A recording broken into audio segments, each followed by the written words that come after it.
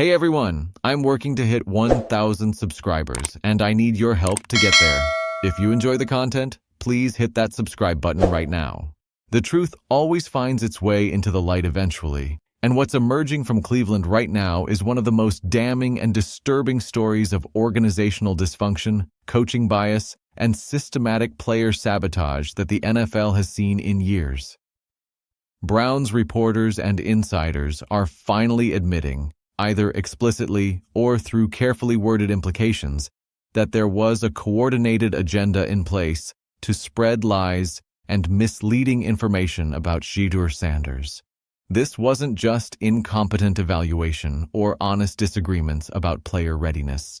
This was deliberate, calculated, systematic undermining of a talented young quarterback for reasons that had absolutely nothing to do with his actual performance, preparation, or ability to play winning football.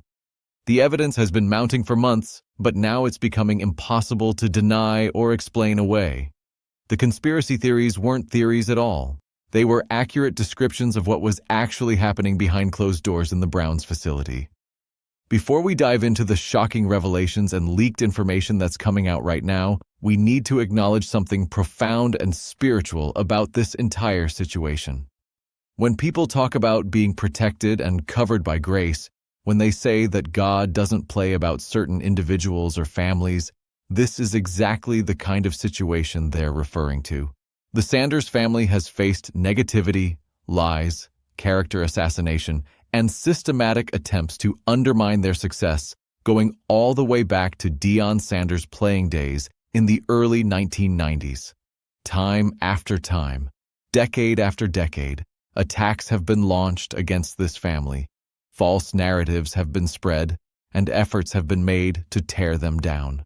And time after time, the truth has emerged and vindicated them while exposing those who tried to destroy their reputations. After covering the Sanders family closely for nearly 4 years, watching this pattern play out repeatedly, the only explanation that makes sense is divine protection. Every single time negativity comes their way, it gets rebuked and exposed quickly. The lies collapse under the weight of truth.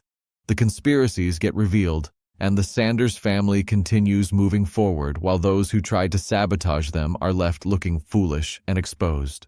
Now, with all of that spiritual context established, let's talk about this secret agenda that has been in place within the Cleveland Browns organization.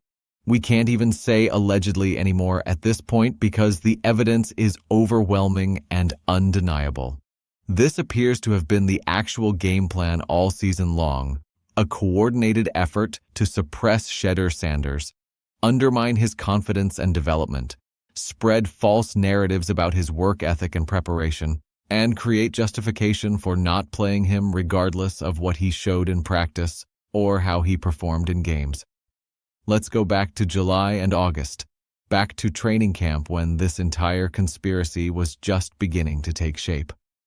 ESPN Cleveland and the Browns organization were putting out quarterback tracker reports that were supposed to provide objective assessments of how the quarterbacks were performing in practice sessions and training camp activities.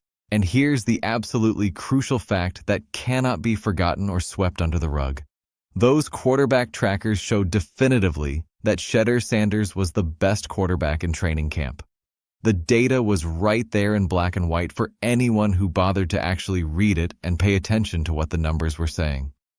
Sanders had the highest completion percentages, the best quarterback ratings, the most consistent performance metrics. He wasn't just slightly better than the competition. He was clearly and obviously the most talented and productive quarterback in the building from day one. Joe Flacco's completion percentage during this period was around 58%. Sanders was consistently performing at significantly higher levels across virtually every meaningful metric. Yet somehow, despite this objective evidence that was publicly available for everyone to see, the narrative that dominated Cleveland media and organizational decision-making was that Sanders wasn't ready, needed more development time, wasn't the guy moving forward, and couldn't be trusted to play without costing the team games. How does that happen? How do you have black and white data showing that one quarterback is clearly outperforming everyone else, And yet the organization and media coverage acts like that quarterback is a liability who needs to be kept on the bench? There's only one explanation that makes any logical sense. There was a predetermined agenda in place that had nothing to do with actual performance or evaluation. The decision about who would start and who would be suppressed had already been made before training camp even began, and all the practice sessions and evaluation periods were just theater designed to provide cover for decisions that were being driven by factors having nothing to do with football ability. They wanted to tank the season and maintain flexibility for future draft positioning. Kevin Stefanski simply didn't like Sanders for personal reasons that had nothing to do with his quarterbacking ability. There were organizational politics and ego battles happening behind the scenes that prevented rational decision-making focused on winning football games. The fact that it took Stefanski 2 full months to even say Shedeur Sanders' name publicly is absolutely telling and damning. Think about how bizarre and unprofessional that is. You draft a quarterback, he's on your roster, he's performing well in practice, and your head coach refuses to acknowledge him by name for 2 months. That's not normal organizational behavior. That's personal animosity or predetermined bias being acted out in the most petty and unprofessional way possible. And some people remember these details while others conveniently forget them when the narrative shifts. The content creators and analysts who have been paying close attention and holding grudges based on how the Sanders family has been treated aren't going to let Cleveland off the hook just because they're now being forced to admit Sanders is talented. The damage has been done. The lies were spread. The sabotage happened, and accountability needs to be demanded. The quarterback tracker data from July in Berea, Ohio, showed definitively that Sanders was the best quarterback in the building. Not just good, not just promising. The best, outperforming everyone, including veterans with years of NFL experience. Does it bother people that a professional football organization could not identify or refuse to acknowledge the best quarterback in their own building? It absolutely should bother everyone who cares about organizational competence and meritocracy in professional sports. When objective data shows something clearly and the organization makes decisions that completely contradict that data, it means one of two things is happening. Either the people making decisions are incompetent and unable to properly evaluate what's right in front of them, or they're choosing to ignore the data because they have agendas and predetermined conclusions that override objective evaluation. There's a survey question that was asked around the beginning of the season about the biggest concern heading into the year, and the answer given was agendas. That concern has been proven absolutely correct and validated beyond any doubt. There were agendas in place from the beginning. Whether those agendas were focused on playing Joe Flacco, or giving Mason Rudolph opportunities, or proving that Dillon Gabriel was the right choice, or protecting coaching egos, or maintaining tank positioning, or some combination of all those factors, the end result was the same. People who wanted to be seen as smarter and more right than everyone else. People who had invested in narratives and positions that didn't align with objective reality ended up being catastrophically wrong. And only now, months into the season after irreparable damage has been done, are we really seeing the full extent of how those agendas played out and how wrong those predetermined conclusions were. Jimmy Haslam, the Browns owner, made comments that are fascinating and revealing when examined closely. He talked about how important it is organizationally to see rookies in game situations before the team has 2 first-round picks in the 2026 draft. He said, absolutely, we need to see these players perform in real games, not just practice. And he noted that Kevin Stefanski is aware of how important the quarterback position is, that he and general manager Andrew Berry talk about these things constantly in ongoing daily conversations. But here's the question that exposes the contradiction in all of that. If seeing rookies in game situations was so important and such an organizational priority, why did Dillon Gabriel have to go into games first before Sanders got opportunities? Why even draft Dillon Gabriel at all if Sanders was clearly the more talented quarterback based on every objective measure? Why create an organizational depth chart and development plan that ensured your best quarterback prospect would be buried and denied opportunities? The optics of Jimmy Haslam embracing Deion Sanders before the draft, telling him how glad they are to have Shedeur, promising to take care of him and make sure he has everything he needs, asking if there's anything the family needs from the organization. All of that looks absolutely terrible in hindsight. Those interactions now appear to be pure performance, empty promises made to a concerned father, while behind the scenes the organization was planning to suppress and undermine his son, regardless of how well he performed. That's not just poor organizational management. That's borderline fraud, making promises and commitments you have no intention of honoring to convince someone to accept being drafted by your organization. The most explosive and damning revelation came from ESPN Cleveland Radio this morning, and it needs to be examined word by word because of how significant it is. The host stated plainly, "I don't think Stefanski wanted any part of Shedeur." That's not speculation or opinion. That's an insider with knowledge of the organization stating as fact that the head coach did not want this quarterback on his team and did not want to give him opportunities to play. Then came the really interesting part. The host referenced reporting from another Cleveland media member named Tony who wrote that Shedeur wasn't putting in the work early on, and that's what turned people in the building against him.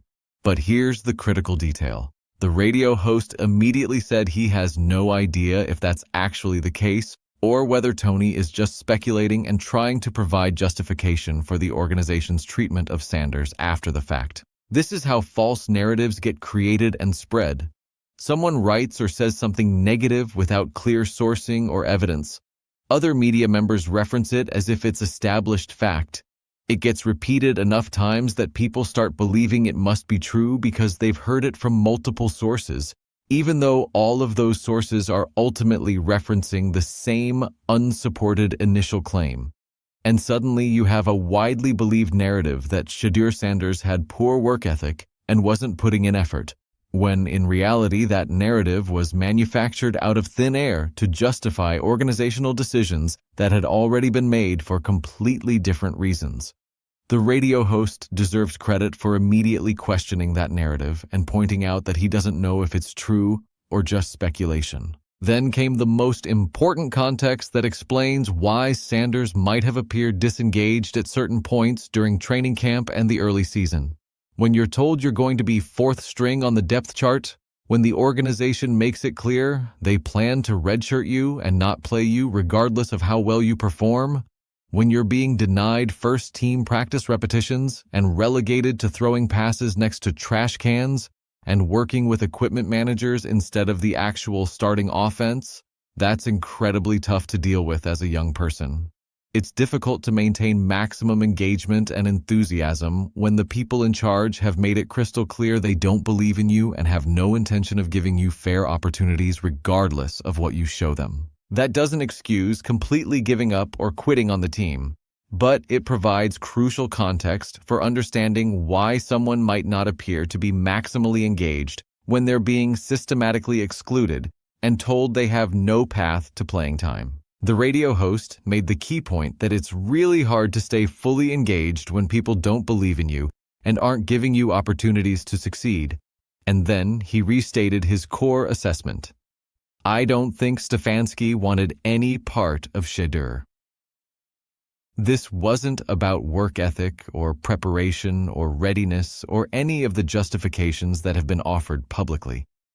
This was about a head coach who didn't want a particular player on his team for personal reasons, and who then created an organizational environment designed to justify that predetermined conclusion, regardless of what the actual performance and evaluation data showed.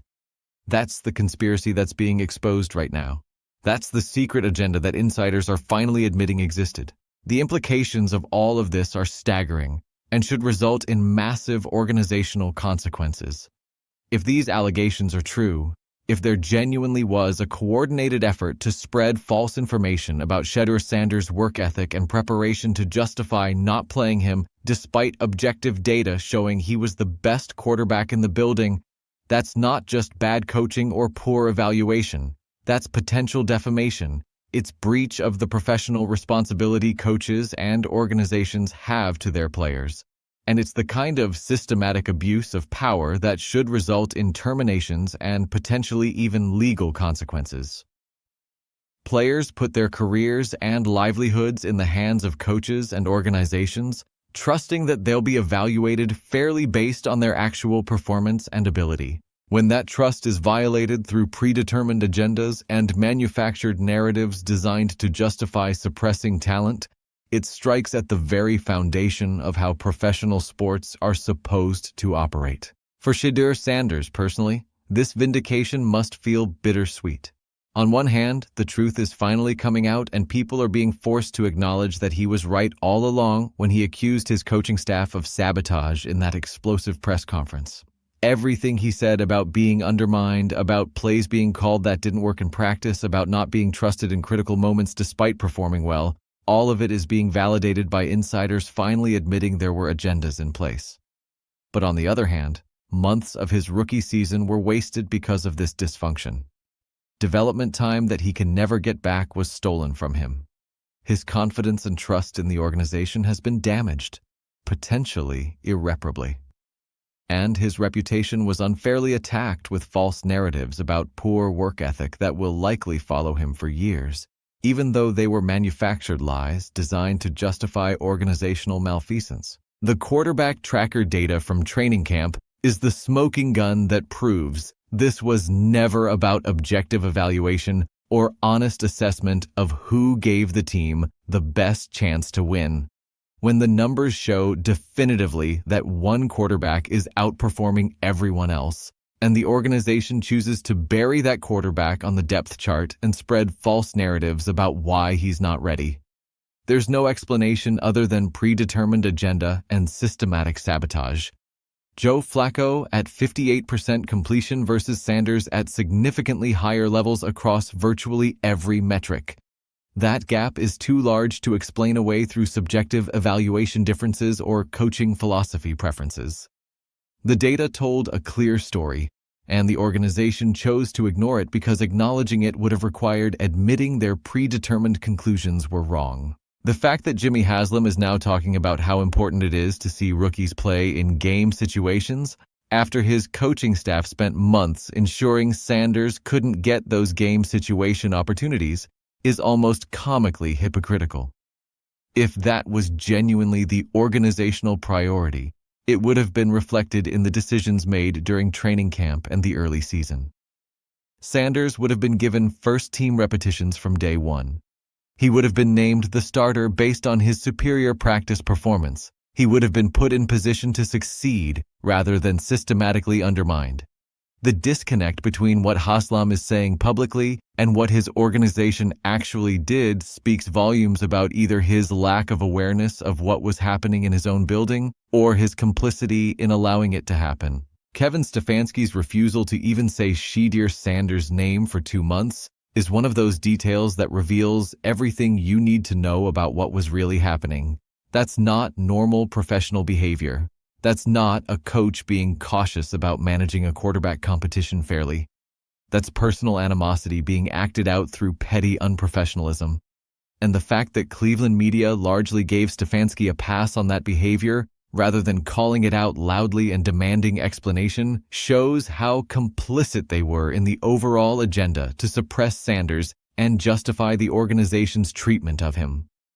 Only now, when the evidence has become so overwhelming that denial is no longer possible, are some media members starting to acknowledge that there were agendas at play and that those agendas resulted in catastrophically wrong decisions. The content creators and analysts who have been documenting this situation from the beginning, who refused to accept the false narratives and kept pointing to the objective data, deserve vindication and credit for their persistence. When everyone in positions of power and authority within an organization is pushing the same false narrative, it takes courage and conviction to stand against that consensus and insist on acknowledging reality. The people who held grudges and refused to forget how the Sanders family was treated, who kept receipts and documentation of all the lies and contradictions, they were doing important work even when it seemed like nobody in power was listening. Because eventually, the truth always comes out. Eventually, the conspiracies get exposed. Eventually, justice and accountability arrive, even if they arrive later than they should have. For Browns fans who have been watching this disaster unfold in real time, the emotions must be incredibly complex. On one hand, they finally have a quarterback who appears to be the real deal, who has shown franchise potential despite being systematically undermined by his own coaching staff.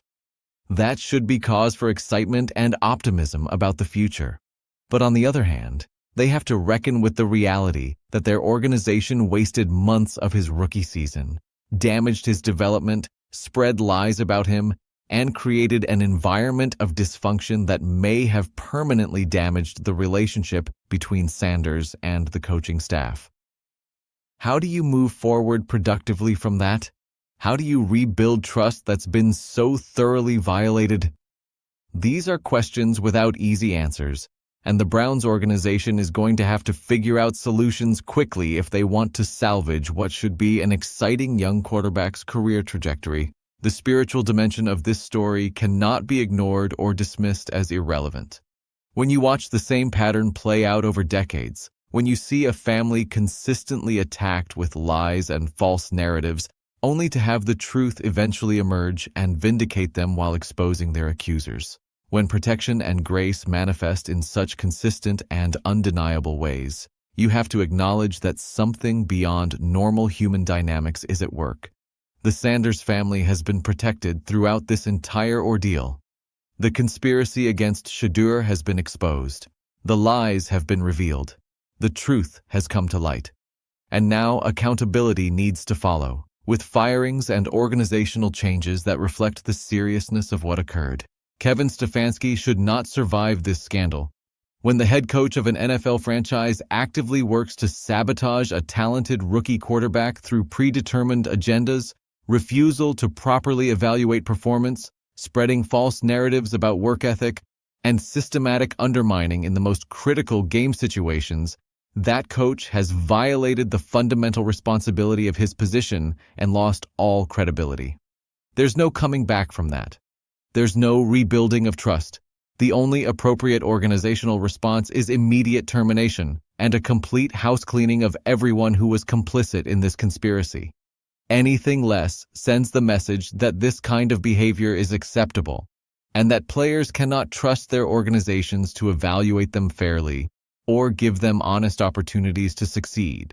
The media members who participated in spreading false narratives about Sanders need to be held accountable as well.